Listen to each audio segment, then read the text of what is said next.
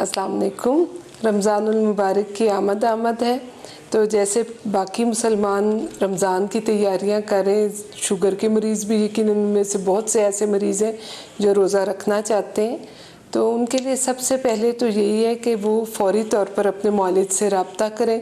मुझे उम्मीद है कि बहुत से उन्होंने कर लिया होगा, मगर जिन्होंने नहीं किया वो फ़ौरन अपने मौलिद से रब्ता करें, क्योंकि आप ये देखें कि जो शुगर के मरीज़ हैं उनमें से कुछ मरीज़ तो ऐसे हैं जो आसानी से रोज़ा रख सकते हैं, मगर बहुत से ऐसे हैं जिनमें पेचीदगियाँ पैदा होने का ख़तरा होता है। मिसाल के तौर पे शुगर का अचानक कम हो जाना, शुगर का बहुत ज़्यादा बढ़ जाना, पानी की कमी होना, फिर कोमा जिसको हम डायबिटिक कीटोएसिडोसिस कहते हैं, और भी कई ऐसी कंडीशंस हैं जो कि मुमकिन हैं। तो आपका मौलिद जो है वो पहले ही ये असेस कर लेगा कि क्या आप आसानी से रोज़ा रख सकते हैं और या नहीं।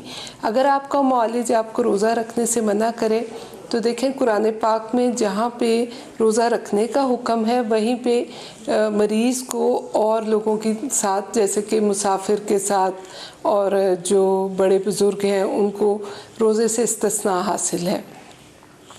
फिर जिन लोगों को आपका मौलिद जो है वो जिस तरीके से आपकी दवाएं तरतीब दे, क्योंकि इसमें कई दफ़ा हमें दवा की मिकदार और तादाद और औकात सबको तब्दील करना पड़ सकता है, तो मौलिद आपको जैसे बताएंगे वैसे फिर आप उस पर अमल करें।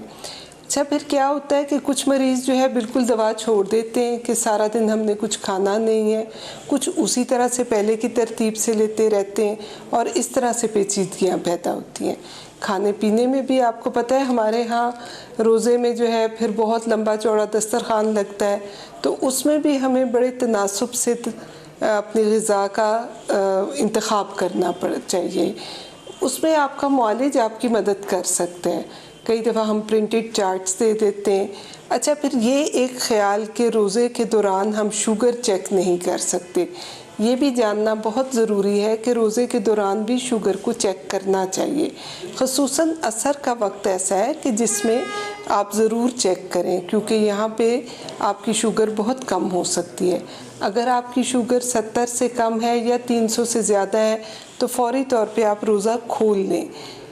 अगर आपकी शुगर 100 तक भी है 12 बजे के करीब, तो उसका फिर तरीक़ाकार ये है कि घंटे घंटे के बाद आप शुगर 2-3 बार चेक करें और अपना रोज़ा अफ्तार कर लें, क्योंकि अल्लाह ताला ने इंसान के लिए कहीं भी सख्ती नहीं लिखी है। तो मेरा आपको यही बस हिदायत है या मेरी आपसे यही गुजारिश है कि अगर आपने अभी तक अपने मौलिद से रब्ता नहीं किया है तो फ़ौरी तौर पर अपने मौलिद से रब्ता करें। शुक्रिया।